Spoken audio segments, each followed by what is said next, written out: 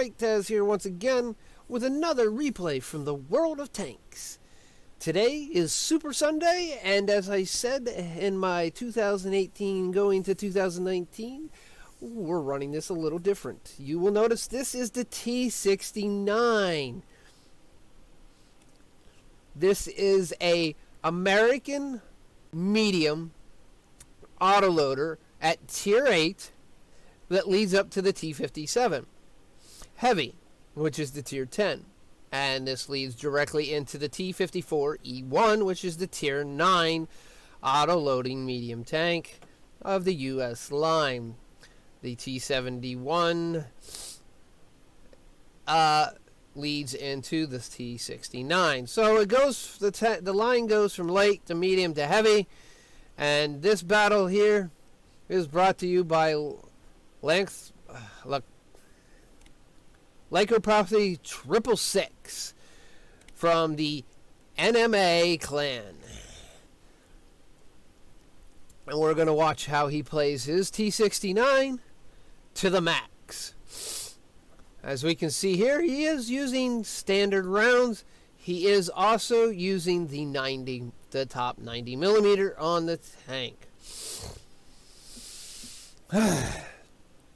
Here he is also in a platoon with the WZ-132, Sir Calibre, and they're talking back and forth. It looks like he accidentally may have shot the ARL 44, but he is apologizing to the ARL 44 for shooting him, and that is good practice, ladies and gentlemen. If you shoot someone accidentally, please tell them, hey, sorry, dude, that was not truly intentional. I mean, and kind of try to explain the situation. Sometimes you can't for, right away, but don't wait throughout the whole match and just completely ignore the fact that you shot somebody. All right, his team is actually doing pretty good. They pushed all the way around the corner. It looks like their team is hauled up. There he takes another shot at the T20 and takes it out. Takes a shot into the T50-2 and takes it out. And he has already put 2 shots into the Cromwell on the enemy team, which, as we can see, is also dead.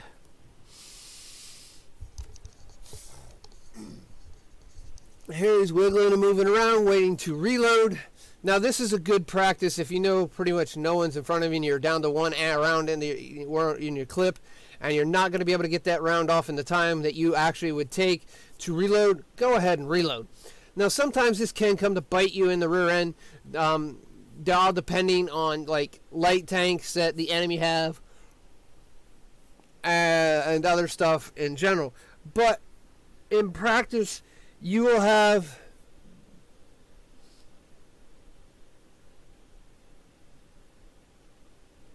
I'm not quite sure where that came from, but he must have been in a platoon of 3. Icaro 1. They must have been in a platoon of 3, and Icaro wasn't ready. As we can see, Icaro 1 is talking to them, but he's not in the platoon in the game. So they must have, like I said, had a platoon of 3. And Icaro wasn't ready, told him to go ahead and run one without him. He'd be right back, and I guess he's back. So here we are. They are now winning 9-7, or 7, losing 7-9. My bad. And he is pushed up into this location, and now he's going to auto aim, which isn't always the greatest thing, but it gives you the quickest ability to get shots off. He does take out the T34-85 M. He's got a shot on the IS. He did try to take a shot at the LT432, but missed. And he got a shot into the IS. Now he has to reload. And it's not the longest reload, but it's not a real short reload either. It's like a good 20 seconds. Here we go. He's going to move up. He knows where the 432 is. He's going to try to get close to the 432, so when he's reloaded, he can just open up and take him out. That one didn't work. That one's going to get him. And last but not least, he's going to take the 432 out with a full clip. Would have been a 3 rounds, but in turn, like I said, the one shot kind of bounced. There, the enemy already is taking shots at them. Not exactly sure where that came in from, but it didn't actually hit, so we're not overly worried about that. Now, he has been using just standard rounds, which is quite amazing. Then again, he is top tier, so that is also kind of amazing also. Now, the reason I say it, he's just using standard rounds, and it's kind of amazing, is because the T69's top gun, which is the T54E1's first gun, is known to have really bad pen rate and stuff like that. Here he's put 2 shots in towards the Progetto, actually hitting one of them. He has a couple allies coming over to help him out. There's the third one. The 12-ton gets taken out, but him, his ally, and the 12-ton does get the Progetto finished off. Now it is down to a 3-on-5 match. One of their 3 is already, and then it is him and his platoon mate. They have spotted the SU-122-44. He's aiming up. Looks like the 122 is not even paying attention to him, and that could be deadly for the 142. It would have been if the third shot would have actually hit M-Pen. As you can see, he is also using cola. He's not using a fire extinguisher, so we're hoping that his crew on his T69 does have firefighting, and his driver does probably have preventive maintenance. That was the only way I would take off my fire extinguisher in my tanks, and then start running cola or premium food, we'll call it. His ally is dead.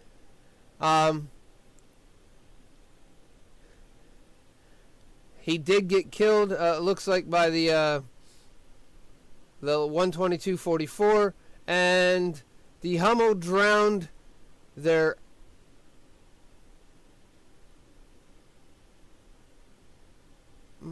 He must have shot him and tracked him in the water and then got credit for the drowning. Because the Hummel would have been spotted if he went to the Allied base and actually pushed him to drown him. So we're going to say that he blind shot his last known location and tracked him underwater, and it made him actually drowned, which was a bad positioning for him. Here, look, Panthethes 666 is actually attempting to complain a little bit in platoon, and he is pushing around the corner. His base is being capped. He has a full clip, and he did load gold rounds because he is probably figuring it is the OHO that is now capping, which it is. He fires and does not he connects but does not pen. There's number 2. There's number 3. It does connect and pen. He is down to 1 shot. Now he has to make this shot count. He is going to try to move in. He's got a good spot. He shoots. He does pen. Now he's got to wait his 20 seconds. He's going to take some damage. He is getting the defense points. He is going to move into a position where the OHO cannot get a shot on him yet while he is trying to reload.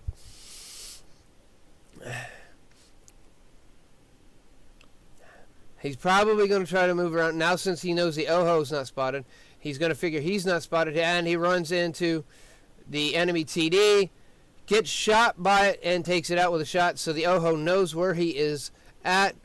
And OHO will probably move into a position to evade that, and both Arties took a shot at him. Neither one hitting. He is going to run back away for a little bit and make it look like he's running away. He still has only got the OHO on the base, so he is not majorly worried. Now he sees that 2 is on there. Now he knows he has to go back. He has to go back and kill the OHO. It has the cap points. He has to damage the OHO at least, whether it be track damage or anything else. Now he's going to peek around. The OHO thinks he's on top. He is on bottom. He does get the shot. The second one does not penetrate. He's going to take the time to aim in. He's going to repair his gunner so it can hit. He does not pen again. Now, this is the bad portion of the T69. It has a hard time penning with its rounds. He is down to 8 rounds. He repairs his repair kit, his ammo rack. Now, he's got 14 seconds. He's got to hit the whatever else is on the cap, and it's going to be around that rock. So he's going to have to go through the Oho. He can't wait too much longer, and he's going to have to... Oh, it is the Hummel.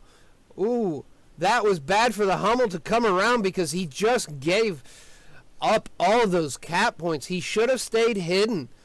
Now that Lycopanther has Lycopanther Werewolf here. I'm having a hard day with big words. Ugh, I couldn't say now I can't say it there. Algorithm earlier, and now I'm having a problem with Lycopanther. He knows that the Oho is there. He knows where it is. He's got 6 shots, so he has to get a good penetrating shot. The Oho shot and is in a bad situation. It's going to take him the time to project. So Lycopanther is going to get up on his side and hit him, and that leaves 2 tanks left. Now the IS was last spotted in E8. Is he going to still be there? There's a chance of it. There's a high chance that he won't be there too. The Arty is probably still on their boot out there on the little peninsula, and now it's down to 4 HE rounds versus 2 tanks. Now the HE rounds will be able to deal with the Su-14-1.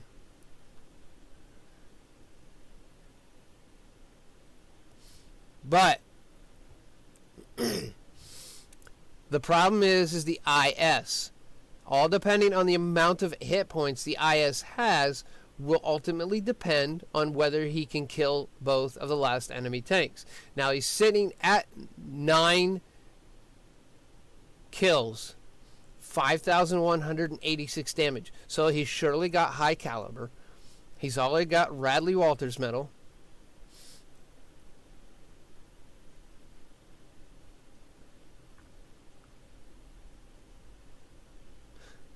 He's given some good luck wishes.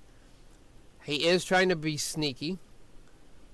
He does have 2 minutes and 42 seconds. The problem is he can't toy around too much. If he wants to guarantee this win, he has to literally start heading towards their cap. He's trying to sneak around. He's trying to get up on top of this hill to see if he can spot the IS in its last known location. Now, if the IS is still there, that would be just stupid. Now, IS should have moved a long time ago. Alright. He spots the artillery. The artillery knows it's spotted, so it's backing up. There's 1. There's 2. Oh, this is not good. It leaves him with 1 round to deal with the IS. The IS, we have no clue how many hit points it has. He just took a shot in the rear end from the IS. He has to repair his track. The IS only has 17 hit points. This has to be a god shot. And it hits, and it does not kill or even do any, only does 57 damage. This is bad. This is seriously bad. How is he going to deal with this? The IS has 140 hit points. He has 133. The IS has an advantage. It outweighs the T69 and has ammo.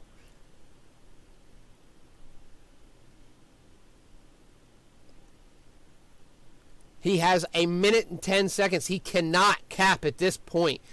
It takes 1 minute and 40 seconds to win by cap.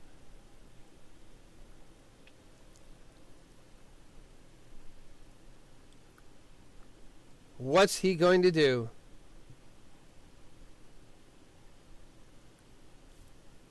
It looks like he's just knows that they're at a thing he can do because he's out of ammo. As you see him talking about in the chat, there's no way the IS can make it here in time to actually kill him, and or even they took the church out, and or even cap This is going to end in a draw, ladies and gentlemen, and we're just going to speed this up because we already know how this plays out. If only if one or two more of his shots would have penned the OI, this would have been a different game. And that is the bad portion on the T69, the pen of the Top Gun. Now it does have its autoloader, and it is fast, decent speed with very minimum, I won't say minimum armor, but not real lot of armor. So in turn, there's not much like Panther 666 could have done. All right, let's go ahead and take a walk on over to WoT replays and see actually how this turned out. As we already know, it was a draw, unfortunately for him. I do got to give him 2 thumbs up. He tried like there was no tomorrow, but he got some unlucky bounces on stuff that would have changed the way of the game by far. And some unlucky misses. And that's how the cookie crumbles. That's what they say. Overall, he got an ace tanker badge. Well played. Bruiser, duelist, fire for effect. He got Pascucci's medal because he killed 2 of the enemy artillery. One was trying to cap, and the other one was out in the open. Then he got Pool's medal for killing 10 or more. He got Defender for more than 70. And Top Gun for at least 6 kills. Now, this is the nice thing about Top Gun. You always get this is if you get 6 kills or 15 kills. And Defender, he got that for 100 cap points.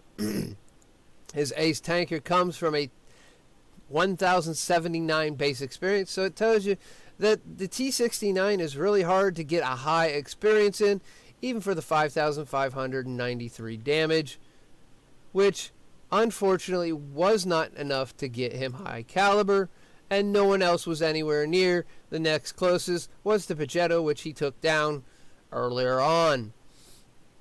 All right. Moving on to the detail, he fired all 40 of his shots, all 36, so he did have 4 misses, and even if one of those misses would have hit and penetrated, this would have been a different game. Out of those 36 shots, only 27 penned, and 3 for flash damage, so he had a total of 30 penetrating, you can count those as 30 penetrating shots. Unfortunately, he needed at least 1 or 2 penetrating shots and 1 more hit to make this a win. Majority of his damage was under 300 for 5,500, almost 5,600. 7 shots received, 2 pen, 2 did not, and 4 were splash damages. 240 blocked by his armor. Like I said, this doesn't have a lot of armor, and this was the one shot right here that was accidental that could have probably turned the game if the ARL and him would not have had bad timing. He spotted 3, damaged 12, he killed 10, he got 225 in assist damage. He did get 100% of the defense points, 100 defense points. You can't get any more than 100. He did travel over 5 times the size of the map, 5.8 kilometers. He did get 60,000 credits to start with. This was a draw, so he doesn't get the... No, he does get Courageous Resistance, so he gets another 4,000, but he doesn't get the bonus basic from a win. He was running probably a mission and or personal reserve, so he gets 34 from that. He did get fined 2,100 for the 233 damage, so he comes out with 97, almost 98,000, but through ammo, consumables, and repair, he only gets to walk away with 12,000, but that's still good. Now, if he doesn't have the T54E1, this does really good. He's getting 4,000 experience to get up closer. 1619 with 910 from achievements, lost 3 from the to the ARL. Then he got 1390 for actions or reserves, and he was playing in a platoon. Ladies and gentlemen, this was down to the line and a lot of RNG luck. And that really is how the T69 plays. I could not have seen a better game to show you the goods, the bads, and the oh my gods of the T69. Well, ladies and gentlemen, I really do hope you enjoyed this video today. If you did, please give it a thumbs up. And if you know Lycropanthy 666, let them know that someone did record his replay and put it up, and send them the link. With that all being said, I'm going to get out of here. If you did like this video, please give it a thumbs up. If you did not, go ahead and think it deserves it. Go ahead and give it a thumbs down. If you're not a subscriber, please take the time to subscribe. Always looking for more subscribers, and we're getting up there slowly but surely. And with that all being said, I am going to get running. I got more videos to do, more tanks to play, and more people to kill. And I might even see you there. With that being said, ladies and gentlemen, this is Great Taz signing off, saying see you soon.